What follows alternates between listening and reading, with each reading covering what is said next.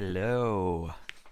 Welcome back to the Cooperman Project. It's Gregory here and Alfie there. Hello. So, this is our first time actually doing this format, actually having both of us on the mic. It's normally just me sitting here babbling along, but Alfie wanted to get involved and in on the action.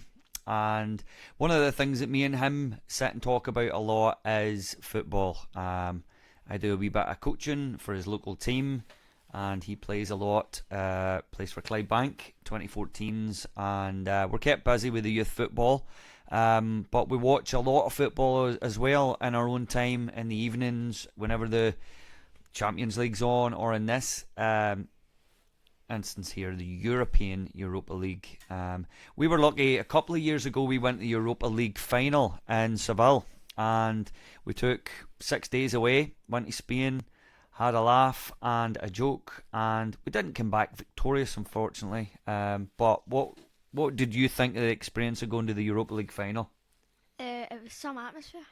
It was great atmosphere. Really. What do you think about the whole thing though? Like the actual trip, the whole thing from like going to Malaga, staying in Malaga, the experience there, moving in, driving up all the way into Seville. That's a big city. It's exhausting. Yes, there's no doubt it's non-stop, but we didn't go too crazy. We had good food, we had good company, and we had good digs, and I think that made it a lot easier. But of course, then when it gets to the bit, the stressful bit about is when it comes to match time, especially if your team's in the final. It's stressful enough, but it's being there on time and trying to travel. What was it like trying to get a taxi? Oh, I know. Mental. Couldn't get a taxi, couldn't get Ubers. We got a taxi eventually through Booking.com, believe it or not, our app. And because we'd booked via Booking.com for all our accommodations, we managed to just go in there, and I'd seen the word taxi, and I didn't even know until then that they had actually a taxi facility built into that. So there's something for you if you're using the Booking.com app and you're ever stuck for a taxi. Go into the app and click on the taxi feature, and you'll see there's a wee tab for taxis, and you can get a taxi within minutes, much like the Uber idea. So anyway, back to the Europa League. Here you can see on screen, it's the Europa League quarterfinals at the minute, and the first leg of the games were played last night, and just 2 days ago we applied for tickets for the final in Dublin. There was I think the last phase of tickets or whatever was released, so we've applied for them, and you never know, hopefully, fingers crossed. We're going to Germany as well, which is going to be exciting because we're heading there for the Switzerland v Scotland game. So we've got 4 days away in Germany. When is that? When's the Euros? June and July. June. So we'll be there in June in Germany. We're making a wee trip off at 4 days. We're going to we're going to 3 different cities. I think we're going to 3 different cities, or 2 anyway. No, Dusseldorf. No. 3, yes. Definitely, we're staying in Dusseldorf. We're going to Cologne for the match. And Dublin. Dublin as well, of course. Forgot that. We're going via Dublin. Just worked out the best. Anyway, Europa League. Last night I watched the games. I watched West Ham and I watched Liverpool. Now, Liverpool's our team, and to say I was disappointed last night probably is an understatement, but it is what it is. They didn't turn up. They didn't play good. We watched this morning the full highlights of the Leverkusen West Ham. I was kind of just flicking back and forward, but all in all, Leverkusen must be the favourites now that Liverpool have taken a tanking. That's not to say Liverpool can't go out to Italy and win, because they've done Barcelona, mind the time we were 3-0 down. But the hard thing for Liverpool is they're away and not at home. I know. I did think about that this morning. But sometimes Liverpool are their most dangerous, I think, anyway, whenever they're behind and they've got they set themselves a goal. They know they have to go out and score 4 goals to win, not concede. I think the biggest problem is that Atalanta are a real solid unit when it comes to defensive. I don't think they've let many goals in. I think they're unbeaten in 10, 11 games, maybe that is. So as you can see on the screen there, you've got Benfica, Marseille. Benfica are obviously ahead at the minute, 2-1. Leverkusen are at home now, or no, they were at home and they're 2-0 up, so they have to go to London. I still don't think that's done and dusted. That No, I think it West could Ham. go You either look at the way. West Ham chances last night. I think Leverkusen probably just deserved the 2-0 win, but you could have said that West Ham deserved to at least score one. Yep. They were dangerous going forward. Liverpool, Atalanta. Don't know what to expect there. I expect Liverpool have to go for it, and again, if they put a real attacking team on, they're good enough to go do it. But whether it's just a step too far, I think that's what it's going to come down to. But you never know. I remember remember years ago when they played against Milan, AC Milan. You remember the Stevie G one? They were 3-0 down at half time. My dad was at that game that night, your granda. So I'll never forget that. And Milan Roma, an all Italian affair. That's the one that I probably didn't look at much last night. Roma 1-0 up, and now they have to go to Roma. I would say Roma will progress.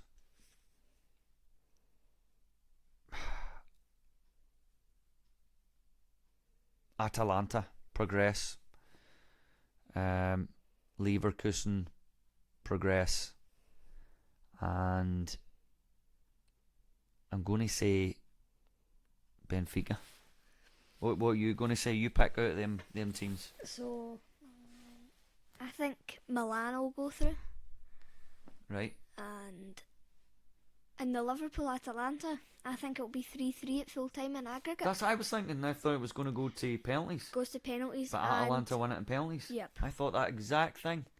And Leverkusen go through, and What do you think the score will be in the next one in London?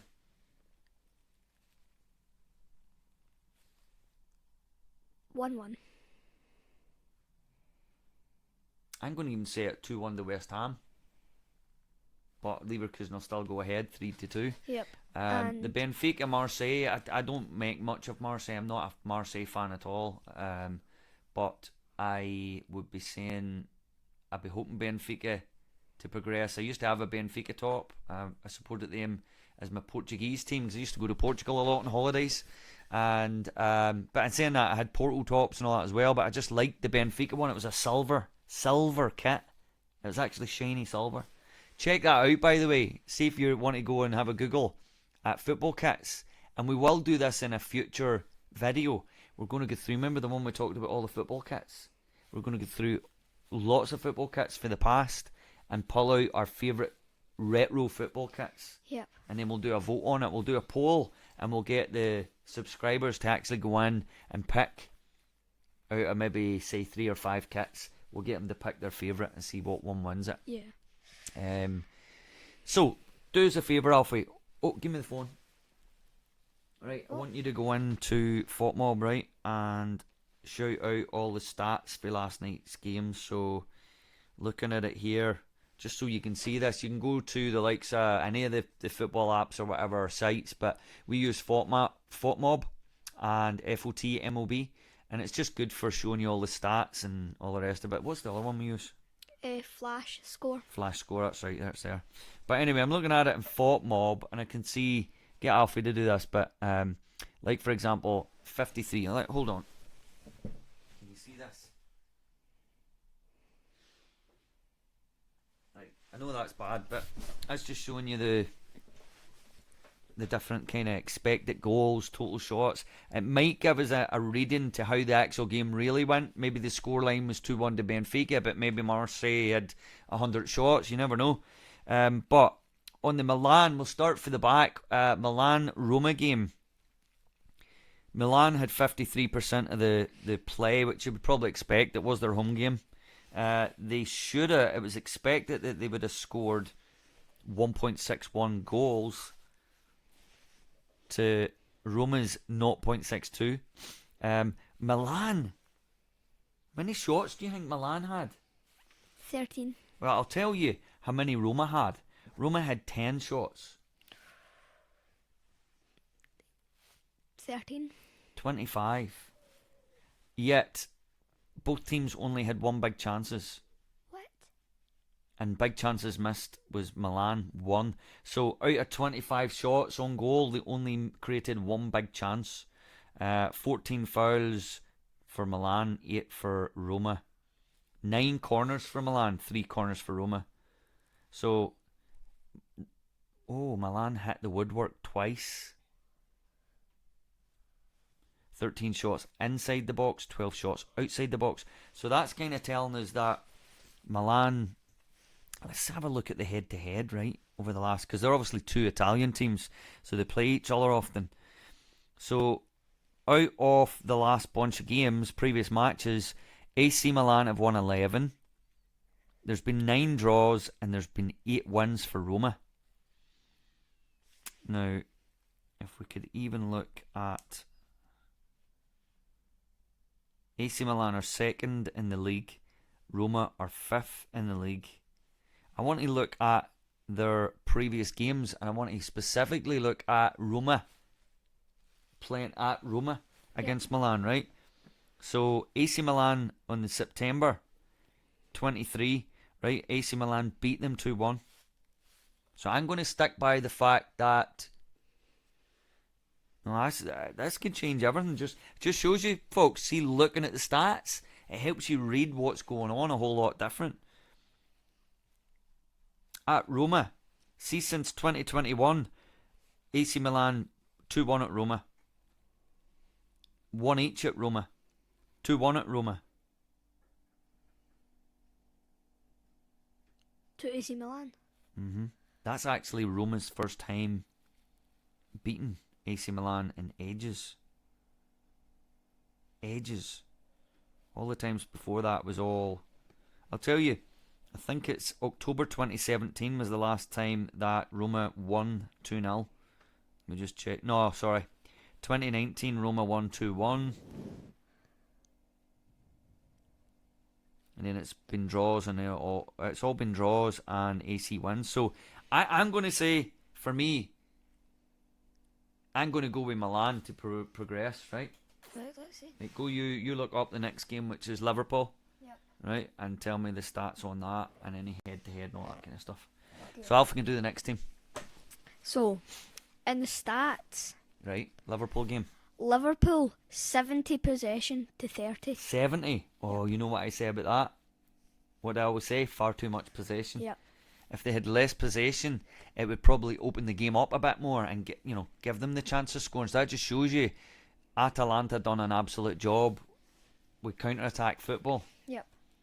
And the thing was, when we were watching Liverpool last night, what I seen was Liverpool are passing it at the back too much. Like, they need to get it up the pitch more. Do you think Liverpool are struggling They're playing too with the much. goalkeeper? Do you think it would be different if Alisson was back in there? No. No? They're playing too much possession football. I kind of agree, because I really think Kelleher has done a cracking job. However, was it the first goal last night? I think it was. The ball bobbled under him, and I just think that was the one he could have saved. That was, if anything, I'm not going to call it a mistake, but it wasn't great goalkeeping. Yep. So, Liverpool 70% to 30%. Right. Liverpool had 19 shots and Atalanta had 11. 19 shots for Liverpool and 11 for Atalanta. It's for 30%, that's a lot. Do you know only 30%? Right, okay. Big chances for Liverpool they had 3 big chances, and Atalanta had 7 big chances.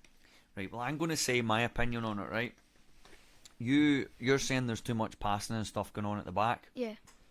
I honestly think the problem is we're not, like that killer instinct whereby we used to go 1-0, 2-0, 3-4-0, right? Like that. Like, for example, in the FA Cup against Man United, was it 2-0 up? No, they were ahead 1-0, and then we went 2-1 up. 2-1, right. So when we got a couple of goals, I'm saying at that point, go for another 3, 4. we could have really killed them off because they were down, right? But then when they got their goals, they come back in it. They got the momentum, and we just couldn't get it back. So what I'm saying is, I just believe we've lost our killer instinct to kill teams off. 6 weeks ago, maybe we wouldn't even been saying this, but just in the last 6 weeks, we just don't seem to be killing teams off as much. Mo Salah, for example, I love Mo Salah, and he's been a great ambassador and player for this club. But just the wee shots, the wee finishes that you just normally got him doing without him thinking, he's just not doing it.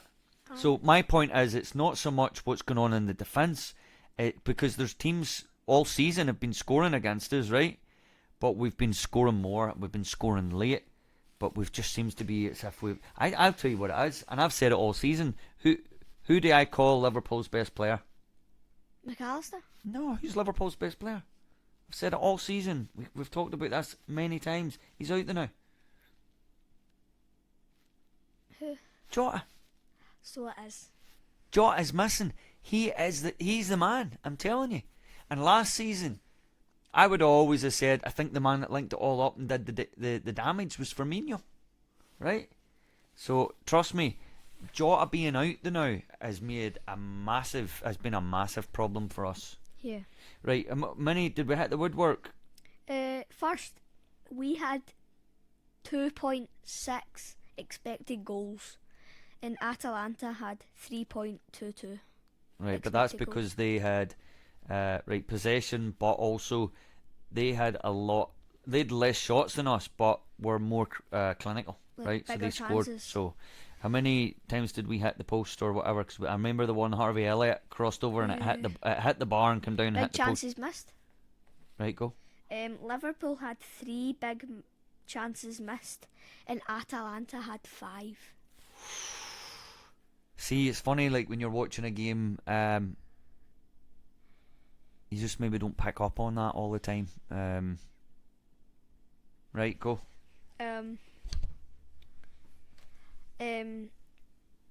So, fouls committed. Liverpool committed 7 fouls, and Atalanta committed 16. Right, next. Liverpool had 5 offsides. Atalanta had 4 offsides. Liverpool had 4 corners. Atalanta had 2 corners. Liverpool had 11 shots off target and 5 on target. Atalanta had 2 shots off target and 7 on target. Liverpool had 3 block shots. Atalanta had 2. Liverpool hit the woodwork once, and Atalanta hit the woodwork 0 times. I thought that. Liverpool had 15 shots inside the box. Atalanta had 10 inside the box. Liverpool had 4 shots outside the box, and Atalanta had 1 shot outside the box. Right. See you next time. Let's just keep to the stats, the goals, the possession, and all that kind of stuff. Because I nearly fell asleep there. The amount of ones that you went through. So this isn't actually going up on YouTube, is it? As surely. He's asking if this can up on YouTube. No, it'd be good. See if we could get to a certain amount of likes and views, right? Imagine we won the tickets, right? Imagine we won the tickets, and if that was to happen, we were able to give 2 tickets away. 2 tickets away to somebody that's... We'll think about doing a wee competition or something, yep. Right? Or feeling that. Do you know what we could do? We could start doing the t-shirt stuff. You know, the signed t-shirts? Yes. That'd be quite cool. It'd be good fun, wouldn't it? Yep. We like our football stuff. There, from time to time I enter these wee competitions to try and win signed football tops and that, and I've got a good friend and coach, Andy McGuinness. Andy's always winning stuff, and it would be good fun if we could maybe pick up a few wins that we could maybe put it out. I mean, it'd be nice to have them and put them around the office or whatever, right? But it'd be also nice to actually give them out to people that are watching us and helping us do better online. So, yeah. Right, anyway, next game. Go to Leverkusen. This is the one I'm interested in seeing what actually happened in the stats, because watching the highlights was brilliant. Right, so Leverkusen. Here, ho. My shot.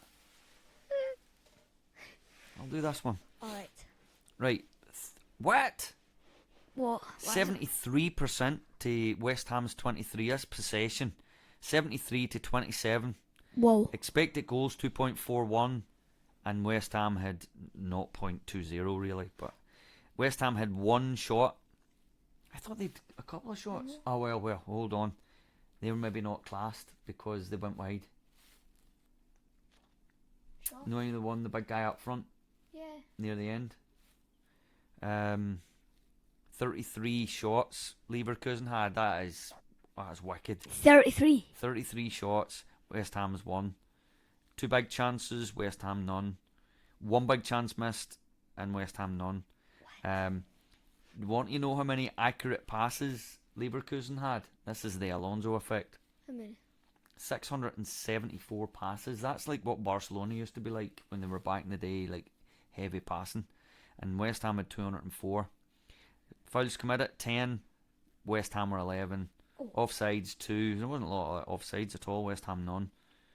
West Ham probably didn't just get forward enough. I love just looking back at the stats, because sometimes when you're watching it, you're just watching it. And as much as I'm taking it in, watching what's going on, and you can see it's all Leverkusen, the next day when you look back at the stats, it's 33 shots to 1. Hit the woodwork once, 8 block shots, 20 shots inside, 13 shots outside the box. So really, it was a Leverkusen were playing a possession kind of game, then in the they were like, you know, when they scored their first goal, it was quite late on in like the 82nd minute. Maybe there was something to do with that. Like, why would they just be doing passes? I just thought West Ham were holding out really well. Yeah. I remember David Moyes said yesterday or the day before, you know, as much as Leverkusen are at the top of the league in Germany, and potentially this weekend they can win the league, just in case you don't know, tune in. I didn't honestly think West Ham had anything really to fear. They weren't going out there to get, you know, beat 3-4-5-0, because even the best of the German teams still compete with, like, what West Ham 6th or 7th in the league. So, you know, West Ham are still a good English Premier League team, and they've been kicking about. Well, they won the Conference League last year. Yep. The year before that, they were in the semis of the Europa. Yeah. Because if they'd have won, they get beat by Frankfurt, and if they'd have won, they could have played Rangers in the final. That's the game we were at, the Frankfurt one. So no, I'm going to go with. I'm still sticking by the. I'm going to go with Milan to proceed, progress. Milan to progress. Atalanta to progress. As much as I hate to say it, and I hope I'm wrong. Leverkusen to progress, and finally, I want to look quickly at the Benfica. This is the Marseille. game I don't know, so it'll be good to see the stats here. My fault. Your go. Yay. So. Right, just go possession quickly. What was the possession? So, Benfica had 57% possession. Home team, right? But that's not a hell of a lot of difference. That's quite even. Yep. And Marseille had 43%. Right, next. Shots. Benfica had 10 shots and Marseille with 12 shots. Okay, Marseille obviously have got a bit of attacking in them. Any expected goals was 1.04 from Benfica. And what was Marseille? 0.87. Okay, so right. Tell me about any hitting the woodwork. And corners as well. No one hit the woodwork. Right, what about corners? Corners. Marseille had 8 corners and Benfica had 5 corners. Ooh, if you were a betting person, you would maybe want to do corners in the next game, and do a plus. What was it? 8 and 7? 8 and 5. 8 and 5. You can maybe do a +9, +10, something like that. You would expect the corners probably. I think them two, based upon that. Now I've not watched that game unfortunately, but I would say based upon what you're reading, I think just reading the corners, because obviously they have to get up the top of the park to get the corner. I think they've both had a go at each other, and I don't see Marseille's had a go at them in their backyard, and Benfica have had a go at them in their home pitch, right? Yeah. But I think it's going to go to France now, and they're still going to have a ding dong with each other. So out of all the games, probably the most even of the games is that Benfica Marseille, and you're probably going to have to favour Marseille, right? Yeah. Because they're at home and they've had the better chances. And they've actually went to Benfica and only get beat 2-1. They scored an away goal, which again don't count anymore as away goals, but still they've scored an away goal. Right, are we in agreement, Alfie? Because we're going to watch this back and this will be uploaded, and then everybody can come back and say, ha, you got them all wrong. Or we got them all right. Or how many do you think we're going to get right? 1. I think we'll get 3. This is really shocking, this stat here. Very, very close. It's accurate passes. Right. Benfica have 488 accurate passes. And Marseille have 351. So they were both, that just shows you it's quite an even game. Both trying to play football, passing it about. You can read in obviously to interceptions and all these kind of things and duels, but we don't need to do that. Right, I'm going to go, definitely. Let's go. Marseille, Leverkusen, Atalanta, and Milan. Are you happy with that? Where are you going to go? You pick your teams. That's what I'm going with. I'm going to go Milan, progress. Right, go from left to right. Just shout them out. Just go the teams that's going to win. So, I went Marseille. Actually, yeah, I'm going Marseille. Leverkusen. Yep. I'm just going to say it. I think Liverpool are going to go through. I'm going to go Atalanta, but we'll see. Fingers crossed. I'll go Liverpool. And right, he's I'll going also Liverpool. go Woo-hoo. And then Milan. last one. Milan. Right, okay. There you have it. You've heard it here now, folks. And this is our first wee podcast video. I hope you've enjoyed it. So we're going to go with who you put in the comments, right? Same old stuff. Like, subscribe, comment, right? But comment, who do you think is going to win these 4 games and who's going to progress? We're going with, well, Marseille, Leverkusen, Atalanta for me, Alfie. That's the only one we're really arguing on. Yeah. You see, you're deciding that because of your heart, not your head. Because you love Liverpool, you're going with your heart, not your head.